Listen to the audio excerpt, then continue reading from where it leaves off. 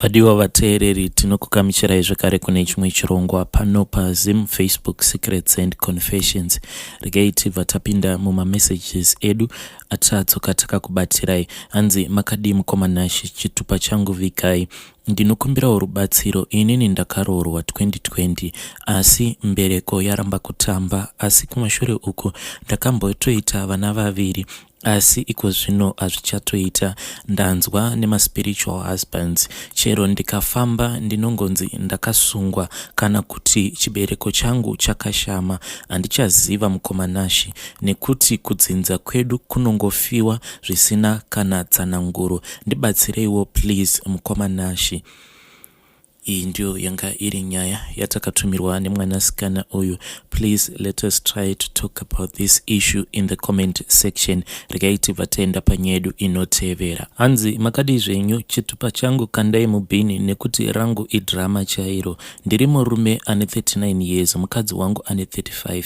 Vana tine vatatu uye 14 years tiri mumba. Saka murwendo uru sekuoma kwarwo ndinewo tumwe twandaisangana natwo mukufamba namadhamu twandaisanzwisisa, asi ndaingotuisa pasaidi. Ndaingogadzirisa marriage tobva tangoenderera mberi zvedu.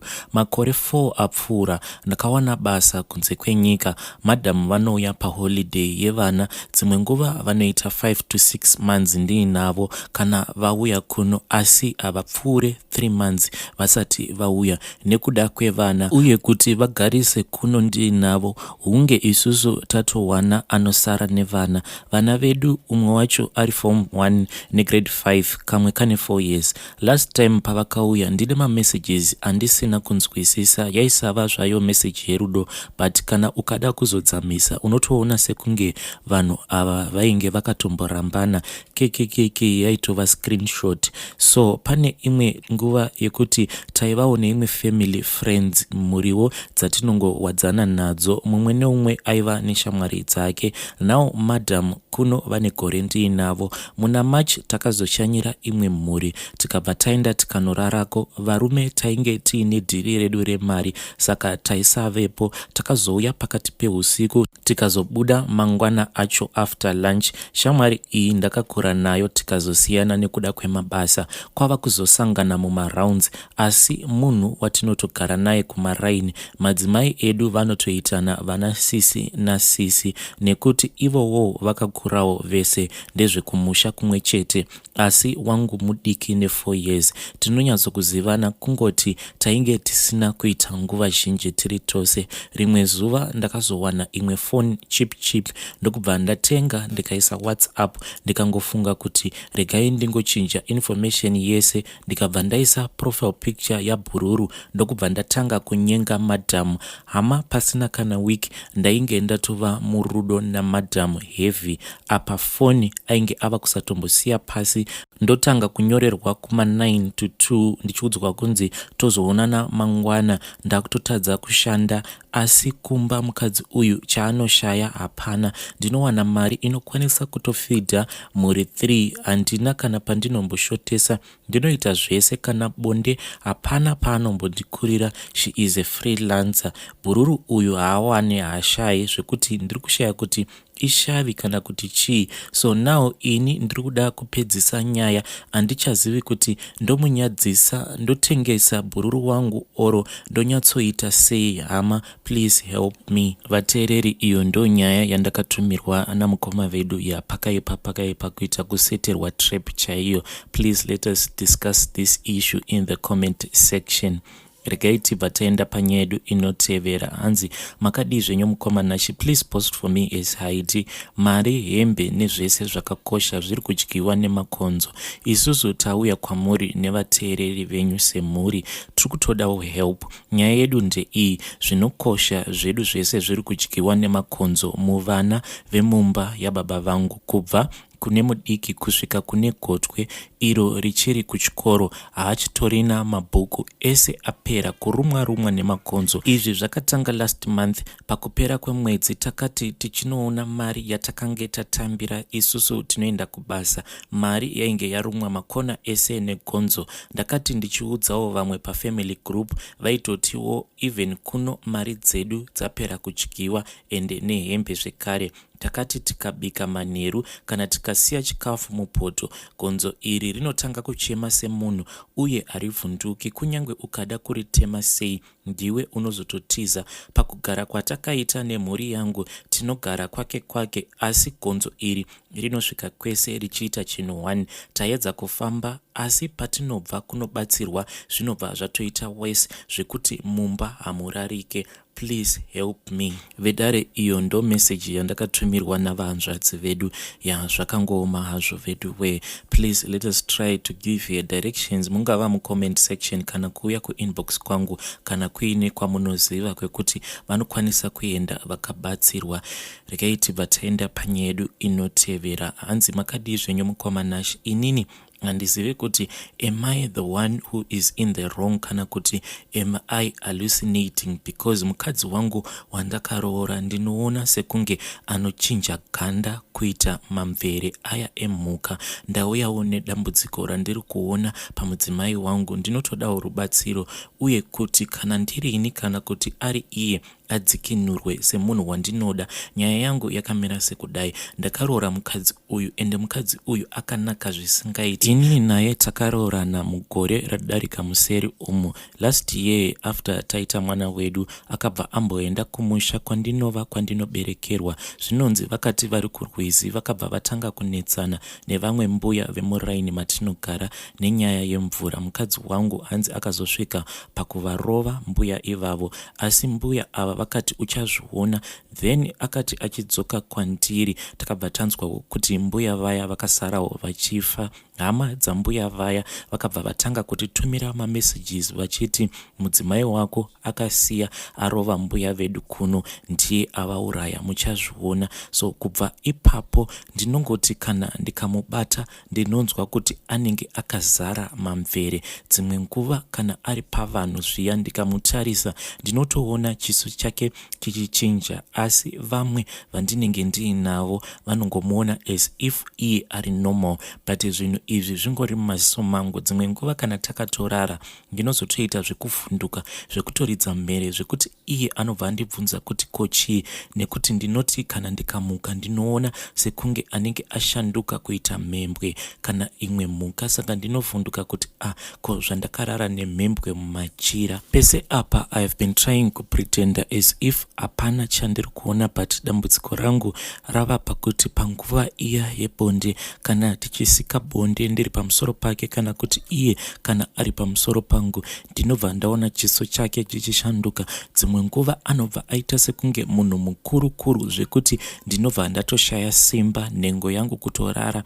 Iye ava kugara achingobvunza kuti kochii chiri kuitika pauri, kasi wakasungwa neumwe munhu, kasi uri kundihurira here?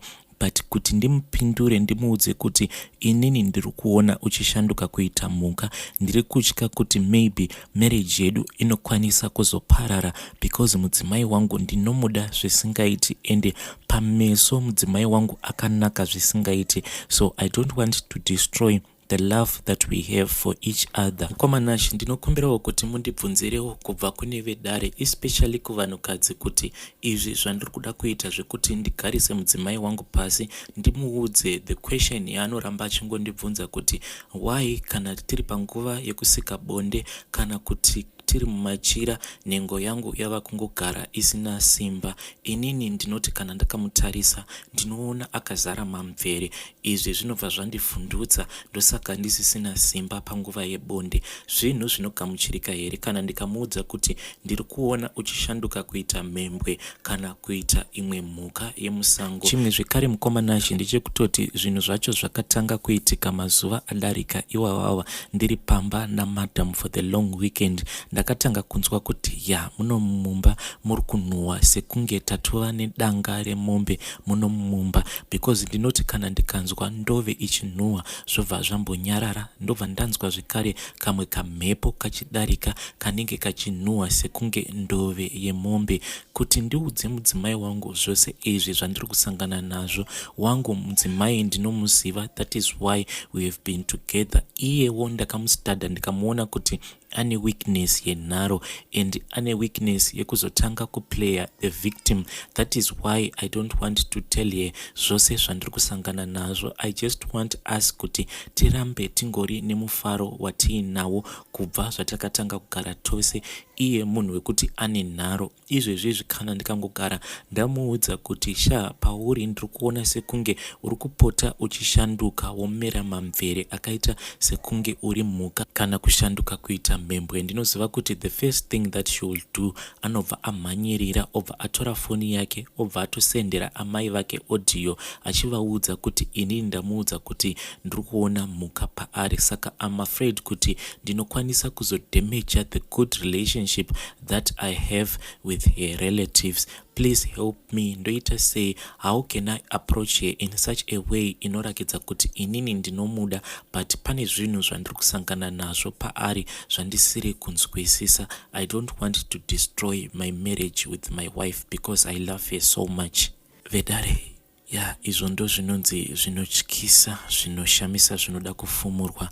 Please let us assist mukoma vedu ava in the comment section. Rekaiti vataenda panyedu inotevera. Hanzi makadi zvenyu mukoma nashi. Inini nezuro ndakanzwa imwe nyaya yeumwe mukadzi ainge achiti ari kutsvaga mwana wekutenga. Zveshuwa hama dzemurume dzinokwanisa kukupa pressure yekuti unozviudza kuti kunyangwe kuba kana kutenga mwana unokwanisa kuzviita, because pressure yandakambopiwa nehama dzemurume wangu, it was just too much. Zvakazoitika ndezvekuti inini ndakazorambwa nemurume nekuda kwekushaya mbereko apa. Iye ainge asina kuziva kuti by the time yaakazondiramba ndainge ndatovawo 3 months pregnant. Even though I was 3 months pregnant, I think kuti because of stress ndainge ndichingogeza for 3 months. Ndakazotorekedza kugeza in the 5th month pese apa ndaingogeza, so there was no way yekuti ndinge ndichiziva kuti I was pregnant. And ndinoda kutenda Mwari nekuti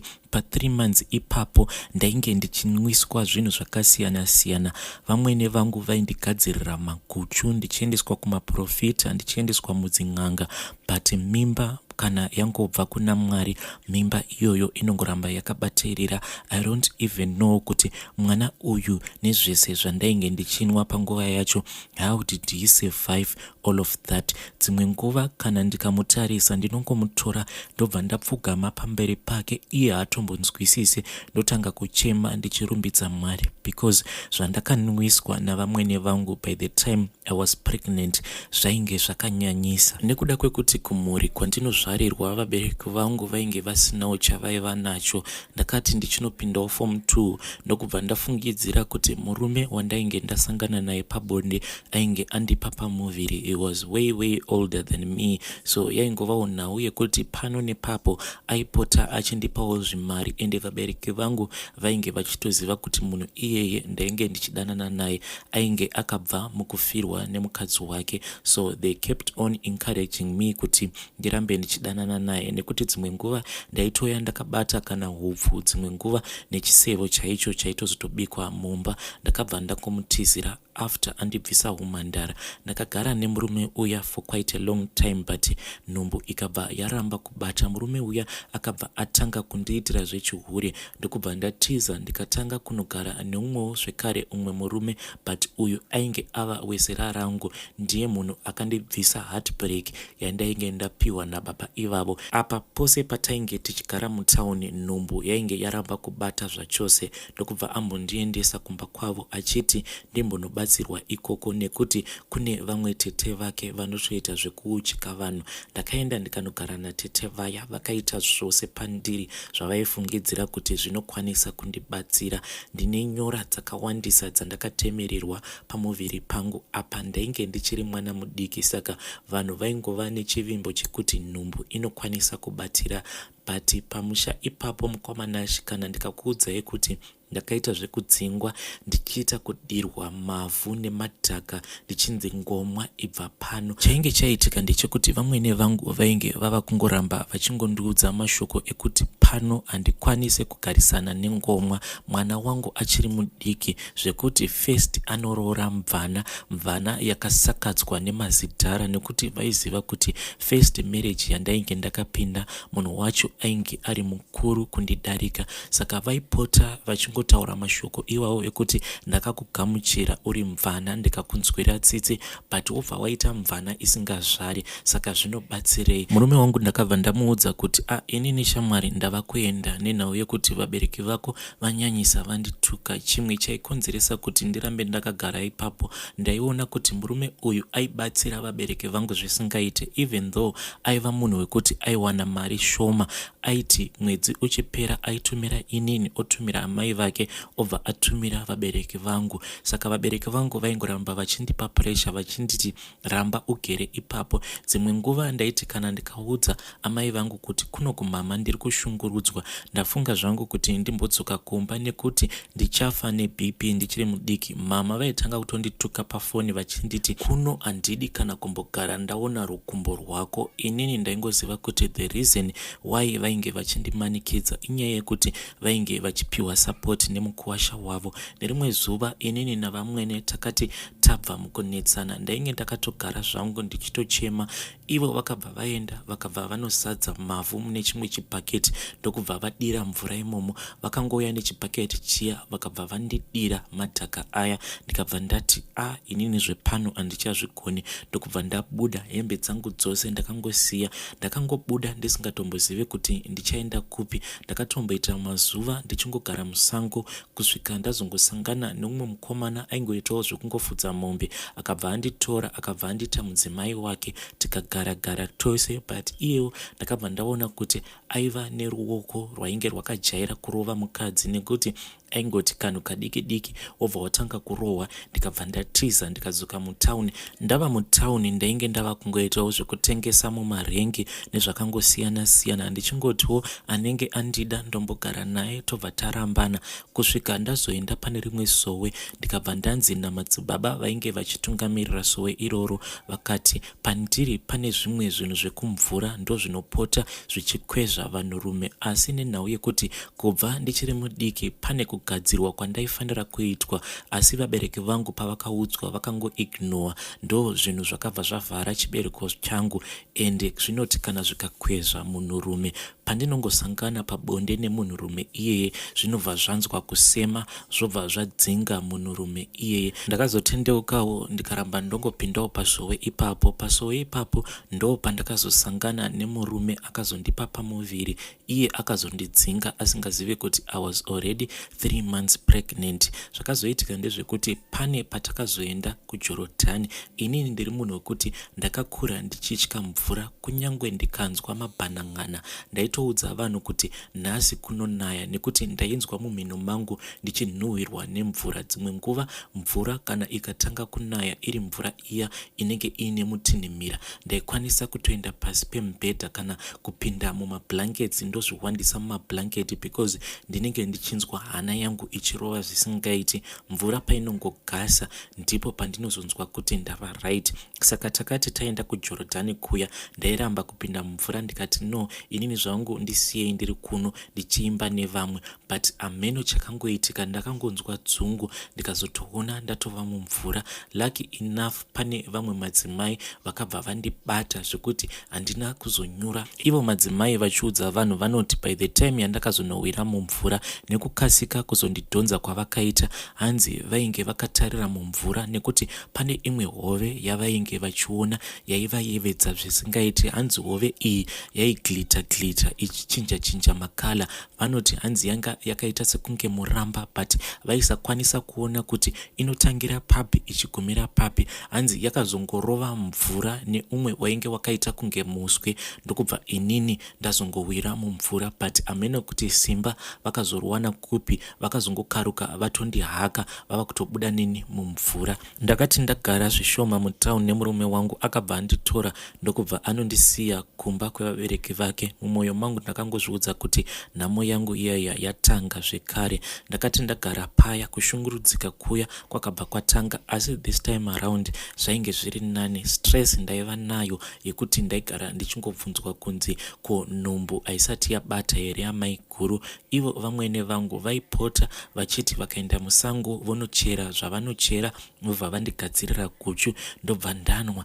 Pese pavaizondituka kana vakaona kuti hapana kana mimba yabatira, ndaizobva zvangu ndobva ndaenda pane rimwe dhamu ndobva ndagara ipapo ndotanga kuchema. Ameno kuti chii chaingoita kuti ndiende pane dhamu iroro ndotanga kuchema, but ndaiti kana ndikangotanga kuburitsa misodzi pamusoro pemvura paita sekunge pari kufamba mhepo, sezviya zvinoita mabhodzi mahombe zvekuti kana richifamba pamusoro pemvura kumasaidhi uku unotoona kuti rinenge richipusha mvura. Ndo zvainge zvichiitika, but zvinhu izvi zvaingoitika for 10 seconds kana kuti 20 seconds zvobva zvangoti zii. Paya pandinenge ndasimuka ndauda kunyasoona kuti ko chii chiri kumboitika zvaibva zvangodisappear. Kushungurudzika kwangu kwakazonyanyisa hama dzemurume wangu padzakazviudza kuti munhu uyu ingomwa, haatozvari zvachose, hakuna ainge ava kuda kundibata zvakanaka. Kunyange kutaudzwa ndaikwanisa kuita kana 3 days apa ndigere pamusha pevanhu pasina kana ainge achitaura neni. Vamwe vainge vava kuti kana ndikabika ukapakura hakuna anouya kuzotora ndiro. Kunyange ukapa vanhu chikafu, vanhu vaingoramba vakatarisa chikafu chaunenge wabika. Saka inini ndaibva ndabuda ndoenda zvangu ndonogara padhamu paya ndichiona vanhu vachiredza mombe dzichiuya kuzonwa mvura. Zvinhu izvozvo ndaitonzwa kuti zvabvisa stress, ndobva ndadzokera kumba ndichinzwa kuti ndava nani, not knowing kuti already ndainge ndatobatira pamuviri. Iko zvino mukomanashi mwana wangu ava kutomhanya chaiko, ende pose pandinomutarisa ndinonzwa ndichibuda misodzi kuti asi Mwari makaita henyu, nekuti it was not an easy thing kuti ndinge ndichiudzwa mashoko ekuti iwewe uri ngomwa. Ndaichema kusvika misodzi yaoma nekuchema ndichibvunza Mwari kuti asi sei Mwari makasarudza kuti ndinge ndichifamba nenzira yakadai. Uyu murume uyu paakazonzwa kuti ndainge ndazvara mwana akatombondipa pressure yekuti ndinge ndichidzokerana naye, but ndakangozviudza kuti no, with all the words that you told me, zviri nani zvangu kuti ndizvichengetere mwana wangu. Akati ndichatora mwana iyeye ndoenda naye kuma DNA. Ndakangomuudza kuti wangu mwana ndakazvizvarisa ndega, handiti iwewe nehama dzako makasvika pakuzviona kuti inini ndiri ngomwa saka siyana neni. So I just want to tell avo amai avo vari kuti zvenhumbu zvatoramba zvachose, dai vambotsvakiridza kuti zviri pavari hazvisirizvo here zviri kuvatadzisa kuti vange vachiita mwana, vasati vafunga izvi zvekupara mhosva zvekuti vari kuda kutenga mwana.